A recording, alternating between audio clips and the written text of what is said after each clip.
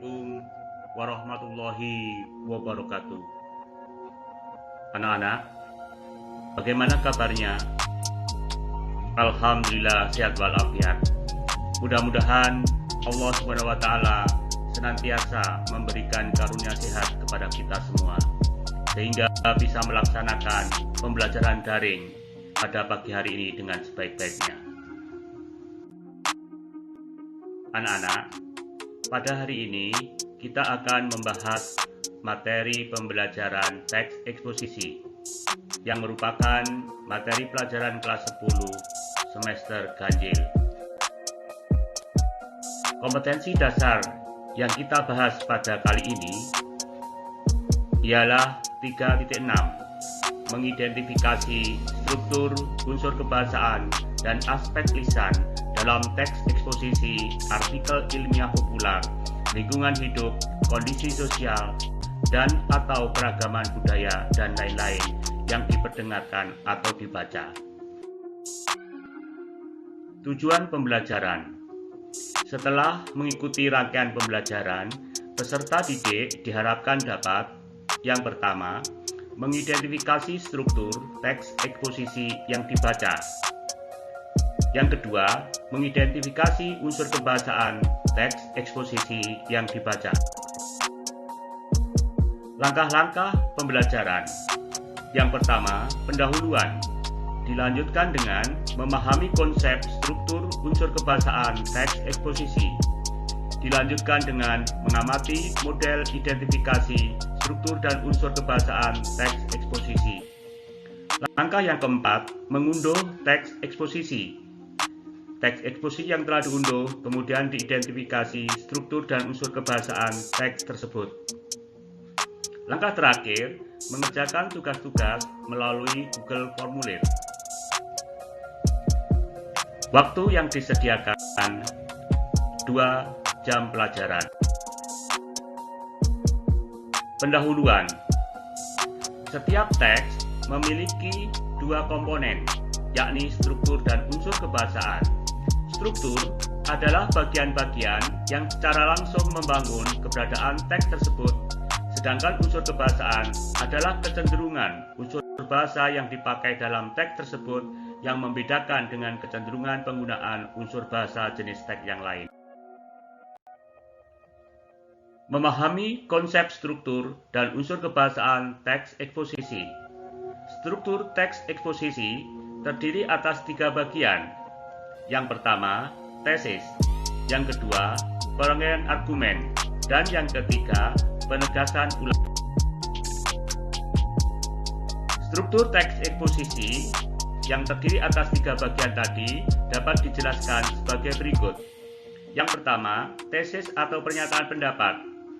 Tesis adalah pernyataan awal penulis berupa pengenalan isu, masalah, atau uraian umum tentang topik yang akan dibahasnya. Yang kedua, rangkaian argumen. Bagian ini berupa sejumlah pendapat atau argumen penulis sebagai penjelasan atas tesis yang dikemukakan. Dan yang ketiga, penegasan ulang. Bagian ini merupakan sebuah simpulan yang menegaskan kembali tesis yang dibicarakan di awal. Unsur kebahasaan teks eksposisi. Yang pertama, bahasa baku. Teks eksposisi ditulis dengan bahasa baku dan penulisan yang terarah. Yang kedua, kata leksikal. Makna leksikal adalah makna yang berkaitan dengan kata, leksim, ataupun kosakata. Meliputi yang pertama, nomina atau kata benda. Merupakan kata yang mengacu pada benda, baik nyata maupun abstrak. Dalam kalimat berkedudukan sebagai subjek. Dilihat dari bentuk dan maknanya, ada yang berbentuk nomina dasar maupun nomina turunan. Nomina dasar contohnya gambar, meja, rumah, pisau. Sedangkan nomina turunan contohnya perbuatan, pembelian, kekuatan, dan lain-lain.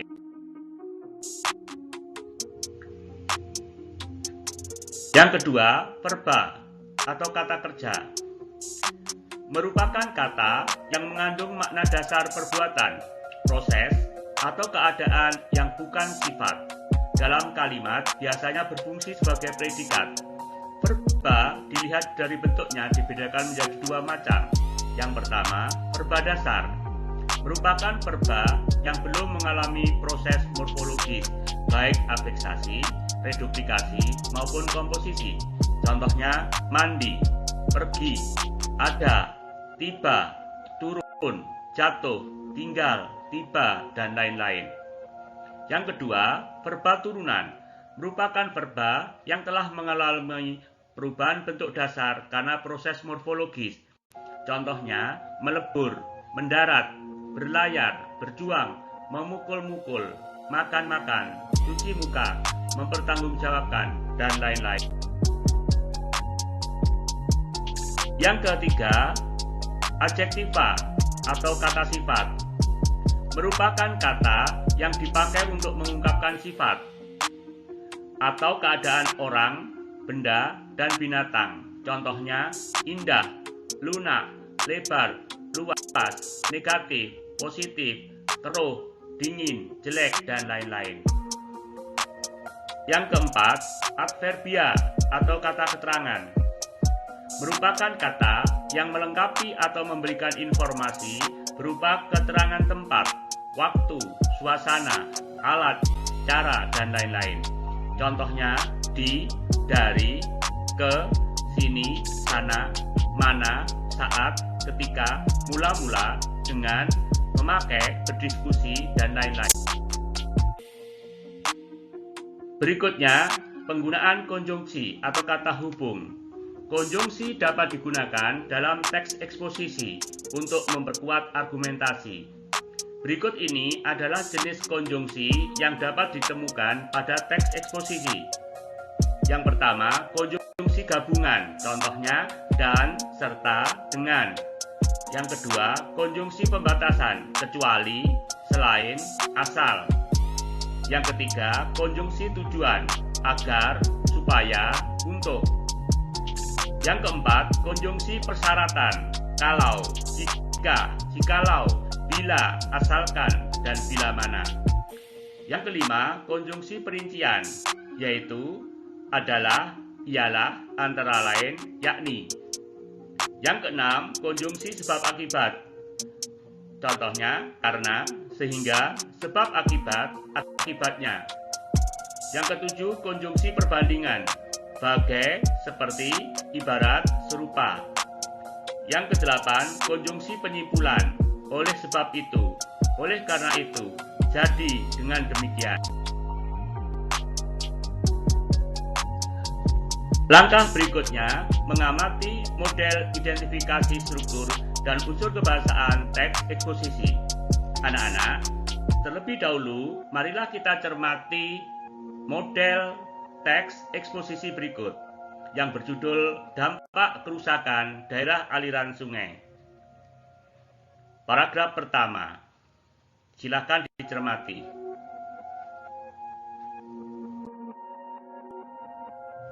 Paragraf yang kedua. Selanjutnya, paragraf yang ketiga.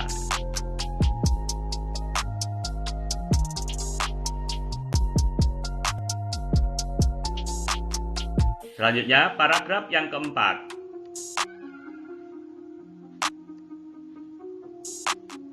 Paragraf yang kelima.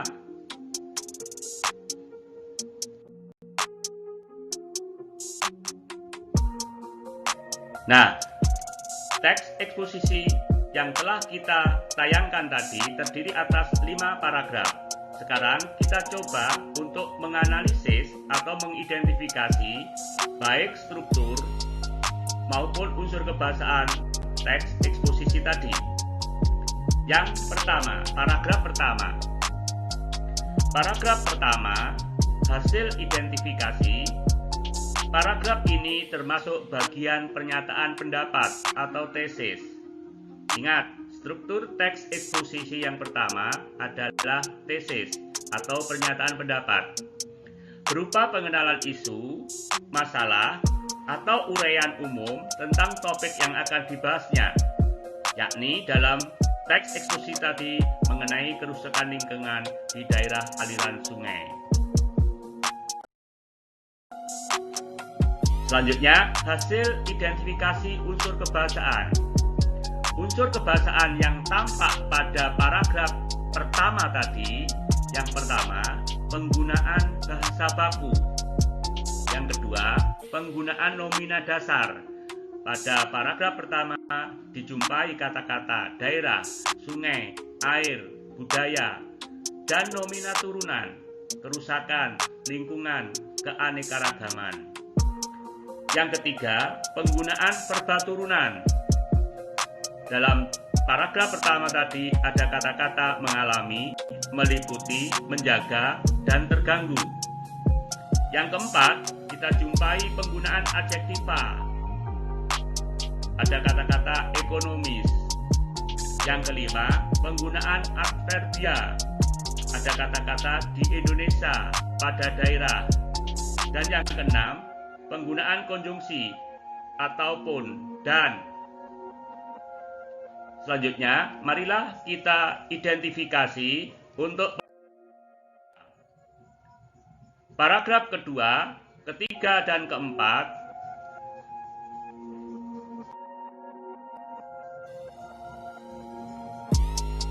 Hasil identifikasi struktur teks. Paragraf kedua, ketiga, dan keempat termasuk bagian argumentasi berupa sejumlah pendapat atau argumen sebagai penjelasan atas tesis yang dikemukakan. Pada bagian ini dijelaskan penyebab dan akibat kerusakan daerah aliran sungai. Hasil identifikasi unsur kebahasaan. Yang pertama, penggunaan kata baku. Pada paragraf kedua, ketiga, dan keempat tadi, semuanya menggunakan kata-kata baku. Yang kedua, penggunaan nomina dasar. Kita jumpai kata-kata daerah, sungai, air, lahan, hutan, masyarakat, limbah. Dan nomina turunan, kerusakan, lingkungan, perubahan, pertambahan, kesadaran, penduduk, dan kawasan. Yang ketiga, penggunaan verba turunan. Kita jumpai kata-kata mengalami, dilihat, mengakibatkan, dan dirasakan. Yang keempat, penggunaan adjektiva. Kita jumpai kata-kata buruk, keruh, tinggi, kemarau. Yang kelima, penggunaan adverbia. Kita jumpai kata-kata di Indonesia, saat, di musim. Dan yang terakhir, penggunaan konjungsi. Penggunaan konjungsi pada paragraf 2, 3, 4 tadi ada kata-kata dan, serta, dan selain itu.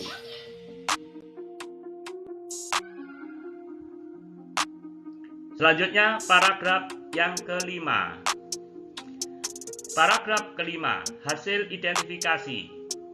Termasuk bagian penegasan ulang pendapat berupa simpulan yang menegaskan kembali tesis yang dibicarakan di awal, yakni mengenai kerusakan lingkungan di daerah aliran sungai akibat ulah orang-orang yang tidak bertanggung jawab. Hasil identifikasi unsur kebahasaan. Paragraf yang kelima. Yang pertama, penggunaan kata baku. Yang kedua, penggunaan nomina dasar. Kita jumpai kata-kata daerah, sungai, air, masalah, orang-orang, dampak, dan nomina turunan, kerusakan, lingkungan, aliran. Yang ketiga, penggunaan verba turunan, diakibatkan, membawa, bertanggung jawab. Yang keempat, penggunaan adjektiva, serius, buruk. Yang kelima, penggunaan adverbia di Indonesia, saat, di musim, sangat, telah. Dan yang keenam, penggunaan konjungsi, yakni kata namun. Anak-anak, setelah kita mengidentifikasi perbagian dalam teks eksposisi tadi, identifikasi tiap-tiap bagian tadi kemudian kita satukan, sehingga nantinya akan menjadi hasil identifikasi struktur teks eksposisi secara lengkap. Perhatikan contoh berikut. Hasil identifikasi struktur teks eksposisi. Teks eksposisi di atas terdiri atas 5 paragraf. Paragraf 1 termasuk bagian pernyataan pendapat atau tesis, berupa pengenalan isu, masalah, atau uraian umum tentang topik yang akan dibahasnya, yakni mengenai kerusakan lingkungan di daerah aliran sungai. Paragraf kedua, ketiga, dan keempat termasuk bagian argumentasi, berupa sejumlah pendapat atau argumen penulis sebagai penjelasan atas tesis yang dikemukakan. Pada bagian ini dijelaskan penyebab dan akibat kerusakan daerah aliran sungai. Paragraf yang terakhir, paragraf kelima, termasuk bagian penegasan ulang pendapat, berupa simpulan yang menegaskan kembali tesis yang dibicarakan di awal, yakni mengenai kerusakan lingkungan di daerah aliran sungai akibat ulah orang-orang yang tidak bertanggung jawab. Hasil identifikasi unsur kebahasaan teks eksposisi. Unsur kebahasaan yang tampak pada teks eksposisi di atas. Yang pertama, penggunaan kata baku. Yang kedua, penggunaan nomina dasar atau di situ kita jumpai kata-kata daerah, sungai, air, lahan, hutan, masyarakat, limbah, orang-orang, dan lain-lain. Dan nomina turunan. Nomina turunan perlu kita ketahui merupakan nomina hasil bentukan. Di situ kita jumpai kata-kata kerusakan, lingkungan, perubahan, pertambahan, kesadaran, penduduk, kawasan, dan lain-lain. Yang ketiga, penggunaan verba turunan. Verba turunan merupakan verba hasil bentukan. Ada kata-kata mengalami, dilihat, mengakibatkan, dirasakan, membawa, diakibatkan, dan lain-lain. Yang keempat, penggunaan adjektiva, buruk, keruh, tinggi, kemarau, serius, dan lain-lain. Yang kelima, penggunaan adverbia di Indonesia, saat, di musim, sangat, telah, dan lain-lain. Yang keenam, penggunaan konjungsi dan serta selain itu, namun. Aktivitas mandiri. Nah, anak-anak, setelah kalian menerima contoh atau model identifikasi baik struktur maupun unsur kebahasaan teks eksposisi, selanjutnya kalian dipersilakan. Yang pertama, unduh salah satu contoh teks pidato persuasif. Salah satu contoh teks eksposisi. Silakan ditelaah struktur dan unsur kebahasaannya. Hasil telaah teks eksposisi tersebut silakan diunduh.